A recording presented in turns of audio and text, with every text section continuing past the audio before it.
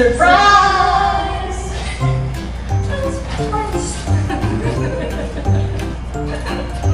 Secret, secret, it's a secret. What's inside? Can you keep it? Shake it, twist it, take a peek. A mystery prize, unique and sneak. Secret, secret, don't you know? Blind box magic, watch it glow. Every turn, a big reveal. Secret, secret, what's the deal?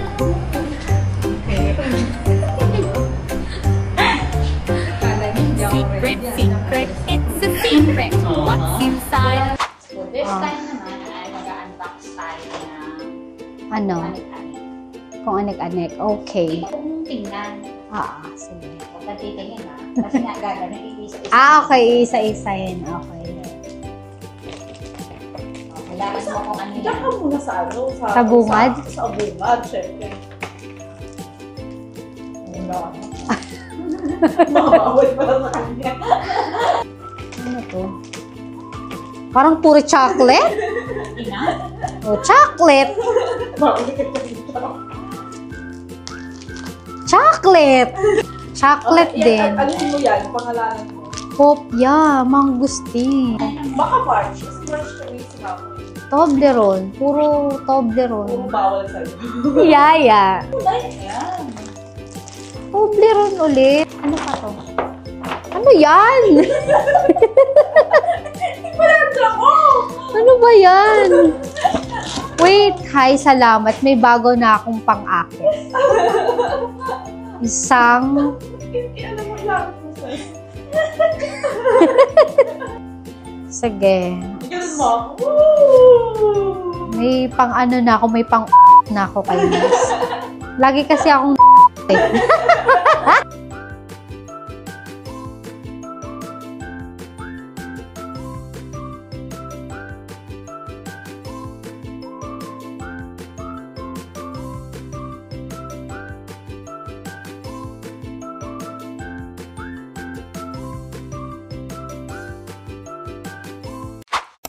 For you, are you ready? Okay. Kailan mo na-realize na siya na? Lagi ako sa kanya nagpaparinig. Yung parang going 5 years na kami kasi this year, di ba? Last 2023 pa or 2024. Sabi ko sa kanya, magpakasal na kami, ganon. Tapos siya, talagang firm sa sagot niya na mag-antay lang daw, ganon. Yun na yung instinct ko na siya na talaga. Like, parang gusto ko na talagang mag-settle. Hindi ko makulit. Ano ba yan? Basta, hindi. Hindi kasi di ba parang hindi mo naman masasabing mag-antay ka lang sa lalaki, ganun. Pero syempre, yung ma-feel mo sa sarili mo, na ready ka na. Parang ganun. Something So, like... sinabi niya mag-antay ka lang, dun mo Syempre, na-disappoint ako na ano ba yun, mag-aantay pa ako. Kailan mo nga? Anong, hindi, kailangan ba? Shit na yan. Tinan mo, bala ka dyan pag sigads na ano dyan, ha? Ano ba yan? Hindi pala ako pwede sa Q&A. Ang tanga ng sagot.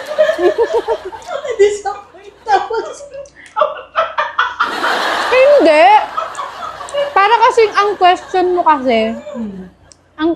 mo kasi, yung about paano mo na feel, pero hindi mo naman sinabi na, Alam ko na. No. Alam ko na yung gusto mong tumbukin. ano, Na siya yung the one kasi willing ka. oh, parang Wait, parang ako, gusto ko nang sumagupang, gusto ko nang mag-next level yung relationship. Something like that. Eh siya, wag muna daw. Yan, mag-antay lang daw ako, gano'n. Siyempre, parang, ano ba yan? Lagi na lang mag-aantay. Siyempre, may expiration tayo. Sabi ko nga sa kanya, siguro inahintay lang ni Lord na mag-propose ka sa akin para magkaanak tayo. Anong part ng kasal yung pinaka-excited ka? Siyempre, yung unang step ko, pagpasok ng... Wala ko unang gabi. Unang pagpasok ko ng simbahan.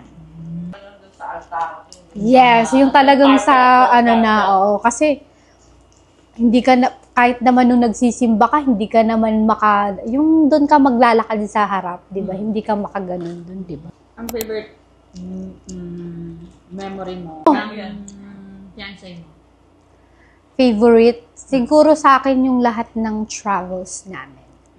Ano yung travels na favorite mo? Favorite ko, yung last, yung nag-apo kami. Kasi rin kami noon eh. Yun yung huli kong Davao. Hindi ba Siargao ang last niya? Hindi, last. No, hindi pala, nga pala, no. Ay, nako. No, kumbaga, yung travel na, yung as a single, gano'n, yung single pa kami, gano'n. Ay, Single naman kayo ng anak. kahit na, na kami noon, fiancé na. Dugo. So yung last niya? Yung apo daw. Nung nag-apo. Drive mo yung na-feel mo nung proposal. Eh di, hindi ako makapaniwala. Amazing. Baka pag nakita niyo ako nun, baka natawa din kayo. Kasi nga, iniwang ko siya dun sa gitna. Siyempre, ngalay na siya.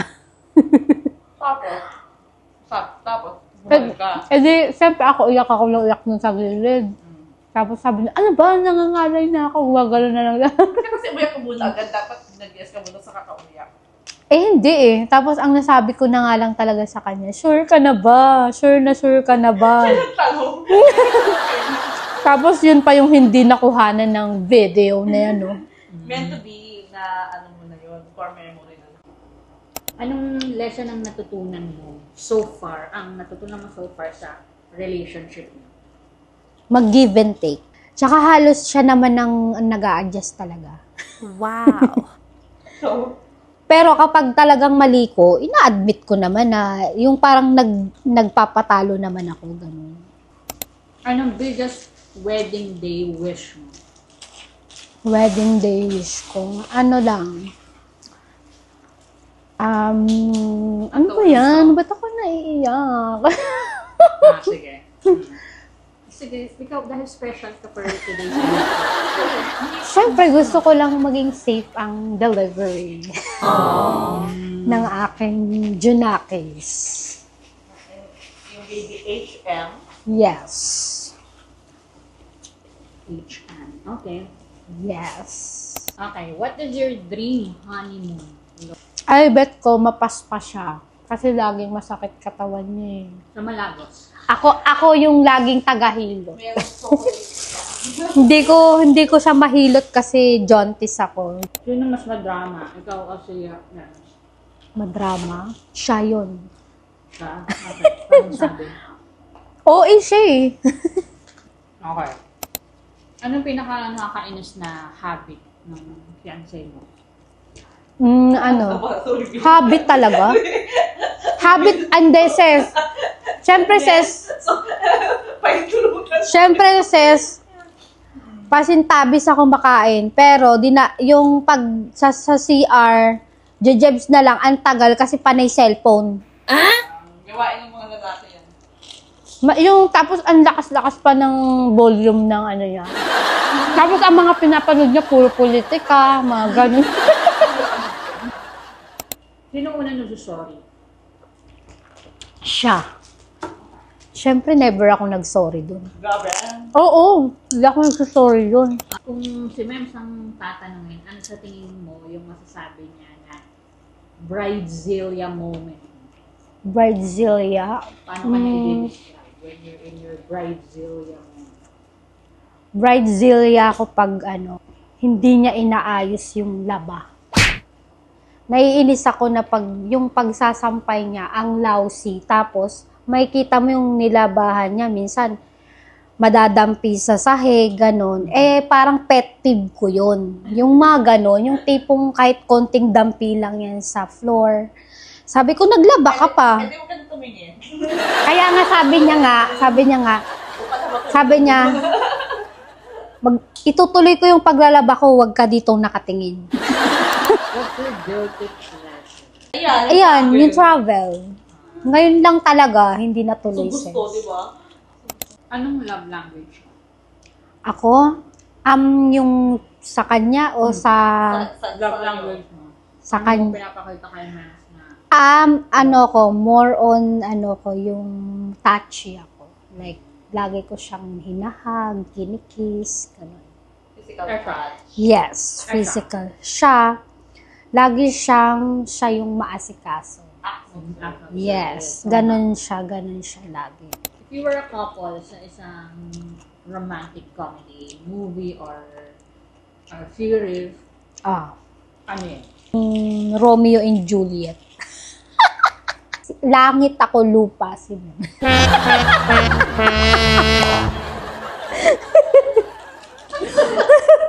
Grabe ka, malupa ka. Sinong mas adventurous sa inyo?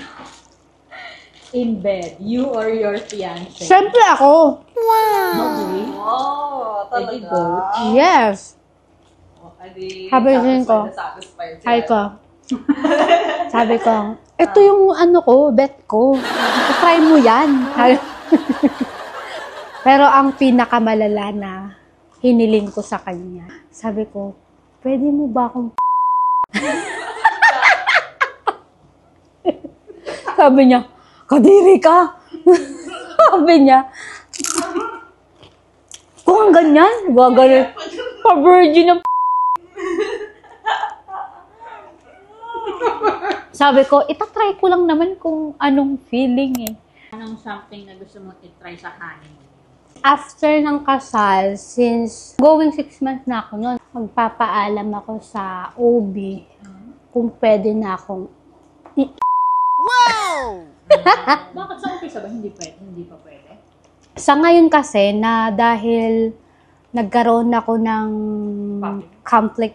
complications, like parang may yung nag-i-spotting. Once kasi na nag-i-spotting ka or binabawal ng doktor. Pero kung sa umpisa pa lang, walang ganun, pwede. Anytime naman ng pagbubuntis. Pero advisable naman yun sa Oo. malapit ng mga tao. Oo. Pwede na ba? Pwede na kasi Para mas mas nakakatulong sa Relax. nakakatulong sa birth canal daw na yung mag-soften. Kasi pag hindi nga naman na-exercise, yung nag-aano kasi siya, yung mas para kang masikip, ganun. Busog na rin ako. Anong yung masayang moment ng wedding plan? Yung natin, yung first project nating wedding website.